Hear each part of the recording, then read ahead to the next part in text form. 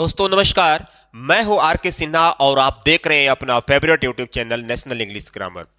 इसके पहले वाले जो वीडियो लेक्चर्स थे उसमें मैंने विद के, टू के, बाय के जितने भी यूजेस होते हैं मैंने उस वीडियो लेक्चर में बढ़िया से एक्सप्लेन किया है। अभी तक वो वीडियो आप नहीं देखे होंगे तो प्लीज आप मेरे वीडियो पर जब विजिट करेंगे, मेरे चैनल जब विजिट करेंगे इस चैनल पर, तो सारे वीडियोस आपको मिल जाएंगे। तो आज हम ना इस वीडियो लेक्चर में पढ़ने वाले हैं फ्रॉम के 5 प्रयोग। वही फ्रॉम जिसका मतलब से होता है। ओके, लिखा है कि it is a preposition that is use in many ways to express idea. यह एक प्रेपोजिशन है जिसका प्रयोग आइडियाज को एक्सप्रेस करने के लिए, विचारों को एक्सप्रेस करने के लिए कई तरीके से होता है। ठीक है, सिंपली फ्रॉम मतलब से जानते हैं और होता भी है, लेकिन आज हम लोग इस वीडियो लेक्चर में 5 तरीके से हम फ्रॉम का प्रयोग करेंगे। बट आपसे रिक्वेस्ट है कि फ्रॉम के डिटेल प्रयोग तभी आप जान पाएंगे कि अगर आप वीडियो के एंड तक बने रहें। ठीक है, वीडियो देखने के बाद अगर ये वीडियो आपको पसंद आता है तो लाइक सब्सक्राइब कीजिएगा, वरना मत कीजिएगा। ठीक है, बट आपसे रिक्वेस्ट है कि एंड तक बने रहें। क्या बोलता है फ्रॉम का पहला यूज। इस फ्रॉम का यहां पर से का सेंस निकलेगा। लिखा है अलगाव के संदर्भ में, यानी फ्रॉम का प्रयोग हम से के सेंस में करने जा रहे हैं। फ्रॉम का यहां हिंदी से के सेंस में करने जा रहे हैं, लेकिन इसका यूज हम अलगाव के सेंस में, in the reference of separation, अलगाव के सेंस में, यानी जब कोई व्यक्ति किसी जगह से अलग हो जाए या कोई वस्तु किसी वस्तु से अलग हो जाए, उस सेंस में फ्रॉम का प्रयोग करेंगे। जैसे हम लोग वाराणसी से आ रहे हैं, यानी पहले हम लोग बनारस में थे, वाराणसी में थे, वहां से जगह को छोड़ रहे हैं, तो जब हम वहां पर थे तो जगह को छोड़ रहे हैं तो अलग हो रहे हैं। ठीक है, इस सेंस में हम फ्रॉम का प्रयोग करेंगे। हम लोग, यानी तो हम लोग है तो इसके लिए बोलेंगे we are coming, okay, from Varanasi. ठीक, तो यहां जो मैंने फ्रॉम का प्रयोग किया, एक जगह से दूसरे जगह से, एक जगह से दूसरे जगह से अलग होने के सेंस में। ठीक है ना, एक जगह थे फिर उस जगह से अलग हो रहे हैं। यह आम इस पेड़ से गिरा है, यह आम जो है इस पेड़ से गिरा है। भाई आम जो था पहले कनेक्टेड था, जुड़ा हुआ था पेड़ से, उससे गिर करके अलग हो गया, तो उस सेंस में भी फ्रॉम का प्रयोग करेंगे। जैसे यह आम इस पेड़ से गिरा है, प्रेजेंट परफेक्ट टेंस है, तो दिस मैंगो हैज फॉलन, मतलब गिरा है, फ्रॉम से के लिए फ्रॉम इस पेड़, तो इस पेड़ के लिए फ्रॉम दिस ट्री। यह हो गया this mango has fallen from this tree. तो यहां भी आम जो पेड़ से कनेक्टेड था अलग हो गया गिर के, इस सेंस में फ्रॉम का प्रयोग हम किए। अब हम फ्रॉम का सेकेंड यूज देखते हैं, क्या बोलता है। यानी यहां भी फ्रॉम का से ही सेंस निकलेगा, इसने एक्चुअल हिंदी यहां पर भी से होगा, लेकिन इसका यूज कहां करेंगे, जब कोई व्यक्ति किसी बीमारी से ग्रसित हो, यानी कोई व्यक्ति किसी बीमारी से ग्रसित हो मतलब जूझ रहा हो, तो वहां से निकलेगा। उस से के लिए फ्रॉम का प्रयोग करना है। अब जैसे कि मान लीजिए यहां लिखा है कि मेरा पड़ोसी कैंसर से पीड़ित है। कैंसर से पीड़ित है मतलब जूझ रहा है, कॉन्टिन्यूअस टेंस है, रहा रही नहीं है, लेकिन कॉन्टिन्यूटी उसकी बनी हुई है, जूझने का जो काम है जारी है, इसलिए इस तरह के सेंटेंस को आईएनजी फॉर्म लगाकर बनाएंगे। और बीमारी से ग्रसित है मैंने परेशान है मतलब जूझ रहा है। ठीक है, तो यहां से आया हुआ है, तो इस सेंस में भी हम फ्रॉम का ही प्रयोग करेंगे और किसी भी प्रेपोजिशन का यूज नहीं करेंगे। मेरा पड़ोसी, तो इसके लिए लिखेंगे माय नीबर है के लिए इस, पीड़ित के लिए मतलब सफरिंग कर रहा है, तो सफर में आईएनजी जोड़ेंगे।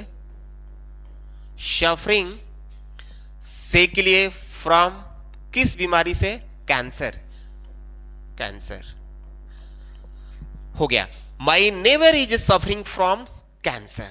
किसी भी बीमारी के पहले आर्टिकल ए ऑन दे का प्रयोग नहीं होता है। मैं इस समय सर्दी और खांसी से जूझ रहा हूं। जूझ रहा हूं मतलब ग्रसित हूं, पीड़ित हूं। तो ठीक है, तो सर्दी और खांसी भी एक प्रकार की बीमारी है।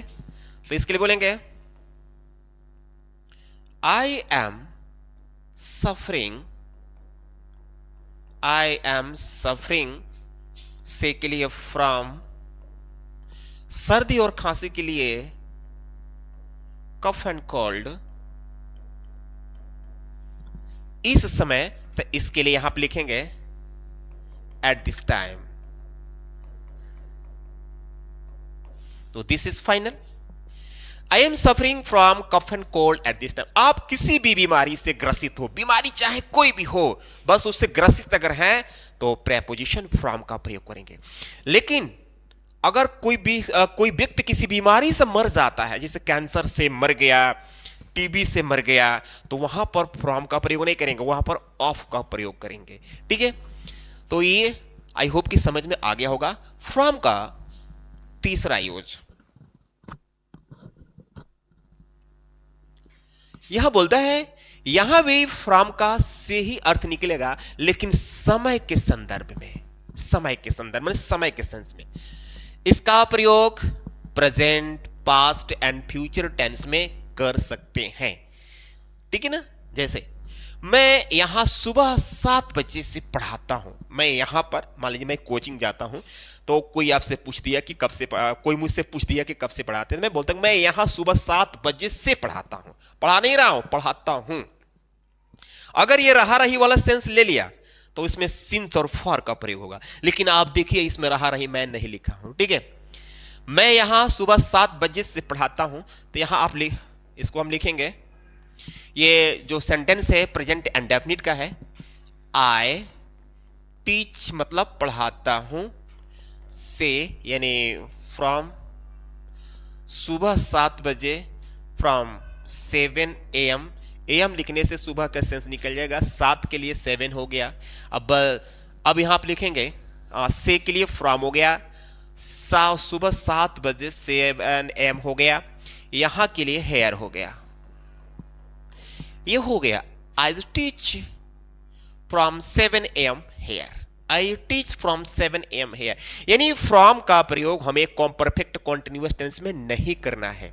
ओके, हम लोग सुबह से लेकर शाम तक आपका इंतजार किए, ऐसा भी सेंटेंस आप सुने होंगे, से लेकर तक।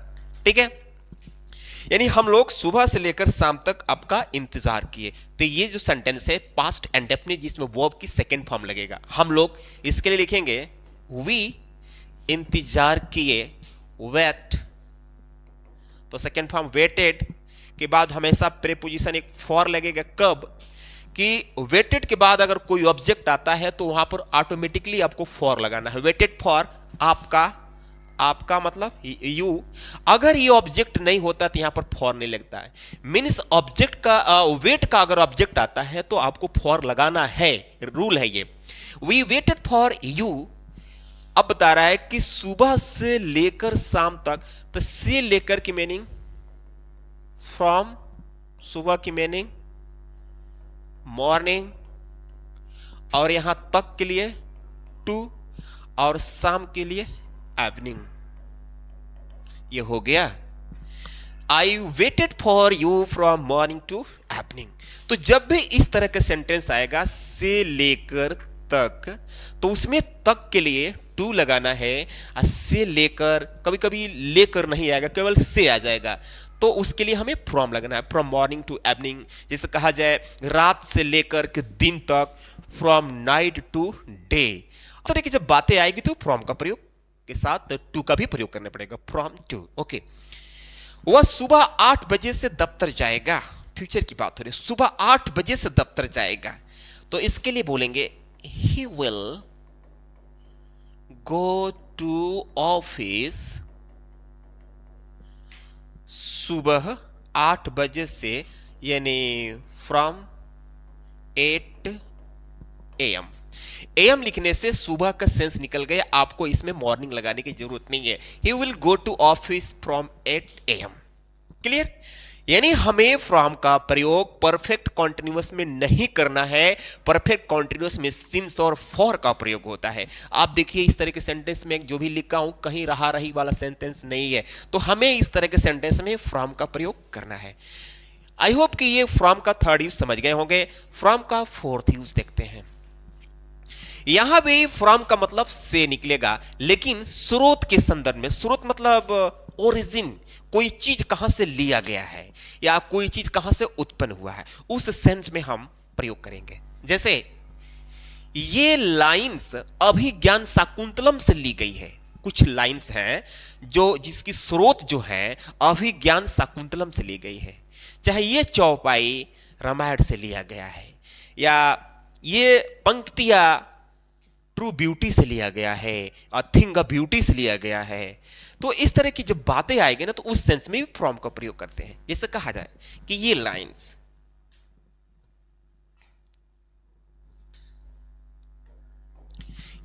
तो इसके लिए बोलेंगे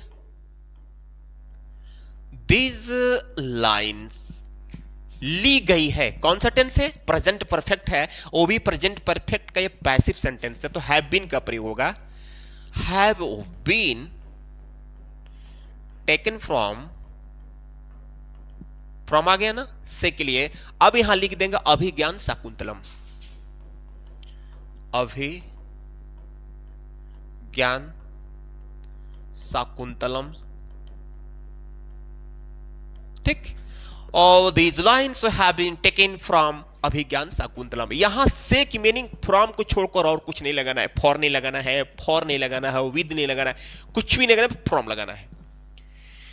यह पंक्ति अ थिंग ऑफ ब्यूटी से लिया गया है। ये जो पंक्ति है ना, थिंग ऑफ ब्यूटी जो पोयम है, उससे लिया गया है। तो बोलेंगे दिस स्टेंसर हैज बीन, ये भी पैसिव सेंटेंस है, तो यहां हैज बीन लगेगा। क्यों लगेगा? कि हैज के पहले वाला जो सब्जेक्ट है सिंगुलर है, और यहां ये जो था प्लूरल था। तो जैसे जैसे सब्जेक्ट बदलता है उसका वर्ब भी बदलेगा। सब्जेक्ट सिंगुलर होगा तो हेल्पिंग वर्ब भी सिंगुलर लगेगा, सब्जेक्ट प्लूरल होगा तो हेल्पिंग वर्ब भी प्लूरल होगा। तो this stanza has been taken लिया गया है from a thing of beauty, a thing of beauty.